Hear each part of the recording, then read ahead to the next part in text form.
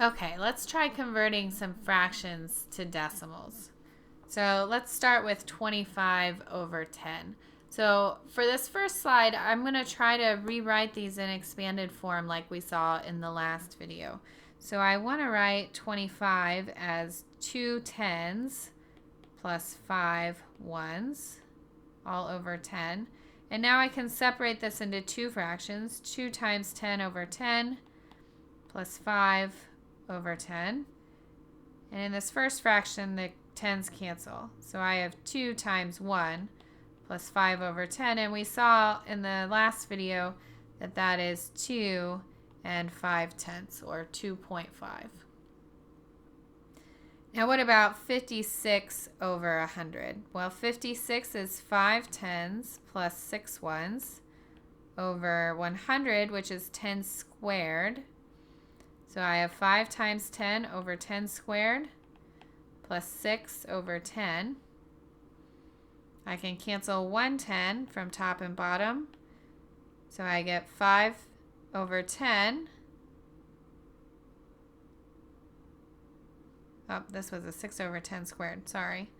Plus 6 over 10 squared. Whoops. Which gives us 0.56. Now, what about C? 205 is 2 times 10 squared plus, I'm going to write it here just so I can keep track, 0 times 10 to the first plus 5 times 1, all over 10 to the fourth power. I get 2 times 10 squared over 10 to the fourth plus 0 times 10 to the first over 10 to the fourth plus 5 over 10 to the fourth. Canceling gives me 2 over 10 squared plus 0 over 10 cubed plus 5 over 10 to the fourth. And notice there's an understood 0 over 10 to the first here. So when I go to convert this to a decimal, I'm going to have 0.0205.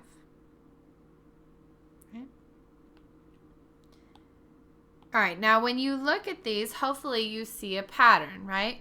What happens when I'm dividing by a power of 10?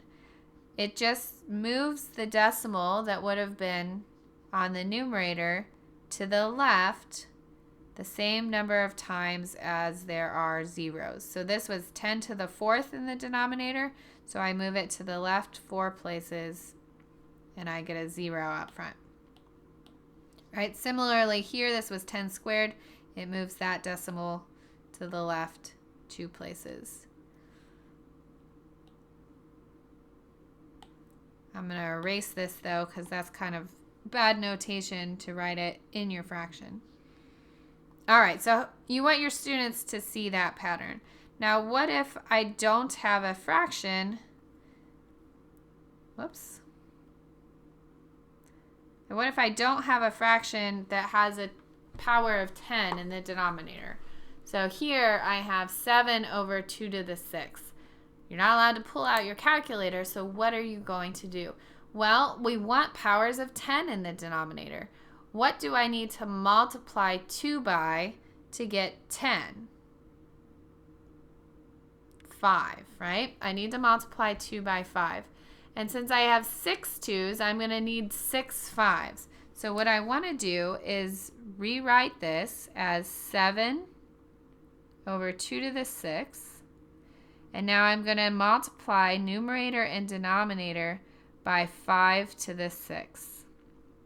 When I do that, I don't change my number, right? We've already seen that if we multiply top and bottom of a fraction by the same integer, that's an equivalent integer.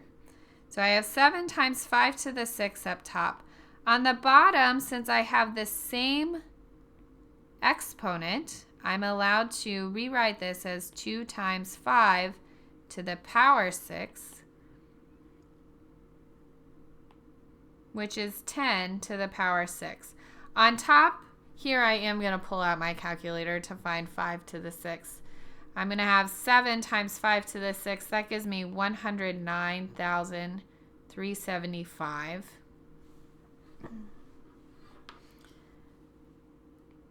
And now let's use the trick that we noticed on the last slide. We're going to move the decimal point of the numerator to the left 6 places to get 0.109375.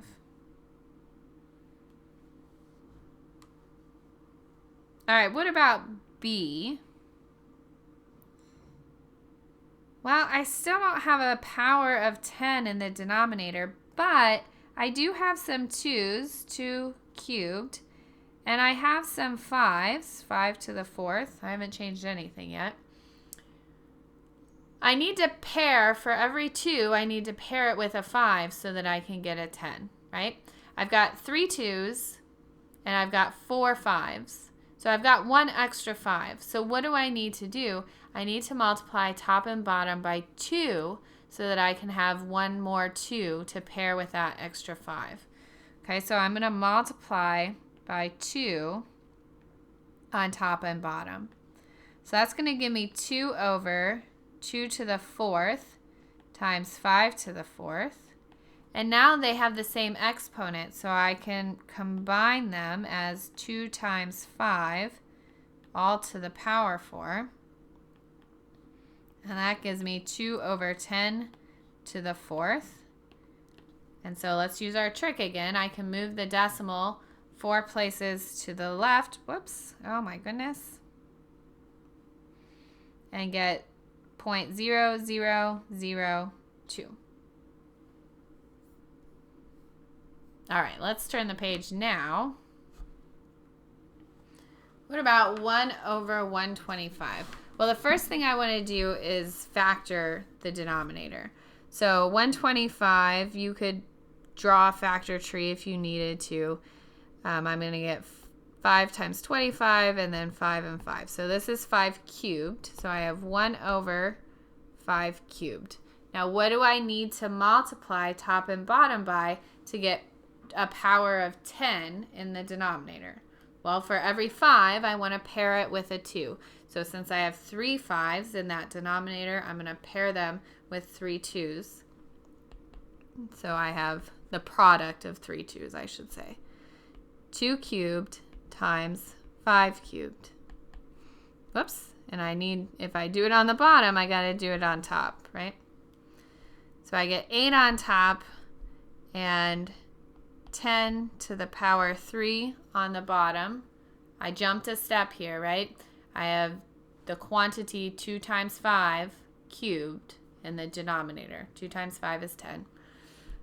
And this becomes 0.008. All right, last one. Let's factor the denominator. I've got 7 on top. 250 is just 2 times 125, so I'm going to have 2 times 5 cubed here in the denominator. So now I've already got 1 2 to pair with 1 5, but I've got 3 5's total, right? A product of 3 5's. So I'm going to need to multiply top and bottom by 2 squared here so that I can have 2 to the power 3 on the bottom also. So I'm going to get 4 times 7, which is 28 on top. And on the bottom, I've got 2 cubed times 5 cubed, which is 28 over 10 cubed. And now I'm going to move my decimal place of the numerator 3 spots to the left. So 0.028. All right, so these are kind of cute, right? All right, in general, am I always going to be able to do this? Well, our goal was to end up with 10's in the denominator, right? Powers of 10. So the rule is that I can only write a decimal with a finite number of places to the right of the decimal point if the prime factorization of the denominator contains no primes other than 2 or 5. So the only primes in your prime factorization of your denominator after you've simplified your fraction, right? It has to be in simplest form. The only primes that appear in that prime factorization can be 2's or 5's. Okay, so just like we saw back here in part C, the only primes in the denominator were 5's. In D, we had 2's and 5's. In A, we had only powers of 2. As long as that's the situation, we can always multiply by the right power of either 2 or 5 to get a power of 10 in the denominator. And so our decimal will be terminating. Okay, so now you have a quick way to look at a fraction and decide, does it represent a terminating decimal? So let's look at these real quick. 7/16. It does represent a terminating decimal because 16 can be written as a power of 2. It's 2 to the 4th. So the only prime in the prime factorization of the denominator is 2. Notice that 7/16 is already in simplest form. What about 19/40? Well, 40 factors as 2 cubed times 5. The only primes appearing in its prime factorization are 2 and 5. So that's a terminating decimal. Same idea with 3/160. What about on the right-hand side? 11/18 is already in simplest form. 18 factors as 2 times 3 squared. There's a 3 in that factorization. So the factorization does not consist of only 2's and 5's, and hence this is not a terminating decimal. Same idea with 5/26. 26 has a 13 in its factorization. And 9/84 has a 7 in its prime factorization and a 3. So that can't be a terminating decimal either. All right, I'm going to take a sip of tea and let you try a problem, and then we'll join back together in the last video.